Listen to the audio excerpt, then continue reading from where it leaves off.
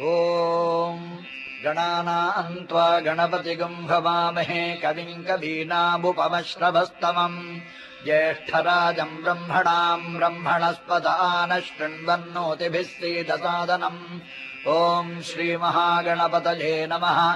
अस्य श्रीरुद्राध्यायप्रश्नमहामन्त्रस्य अघोरऋषिः अनुष्टुप्छन्दः शङ्कर्षणमूर्तिस्वरूपो जोऽसावादित्यः परमपुरुषः सजेष रुद्रो देवता।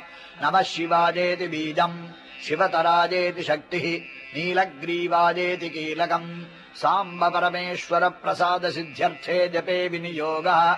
अग्निहोत्रात्मने अङ्गुष्ठाभ्याम् नमः। दर्शपूर्णमासात्मने तर्जनीभ्याम् नमः। चातुर्मास्यात्मने मध्यमाभ्याम् नमः। निरूढुपशबन्धात्मने अनामिकाभ्याम् नमः। ज्योतिष्टोमात्मने कनिष्ठिकाभ्याम् नमः। सर्वकृत्वात्मने करतलकरवृष्ठाभ्याम् नमः। अग्निहोत्रात्मने हृदयाय नमः। दर्शपूर्णमासात्मने शिरसे स्वाहा। चातुर्मास्यात्मने शिखायै वषटे निरूढुपशबन्धात्मने कवचाजुगम्।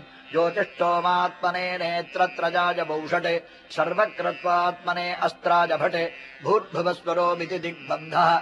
ध्यानम् आपाताललभस्थलान्त भुवन ब्रह्माण्डमाभिस्फुरज्योतिष्ठाडिकलिङ्ग मौलिविलसत्पूर्णेन्दुवान्तामृतैः अस्तोकाप्लुतमेकमीशमनिशम् रुद्रानुवाकाम् जपम् ध्याये दीप्सितसिद्धदे ध्रुवपदम् विप्रोऽभिषिञ्चेच्छिवम्।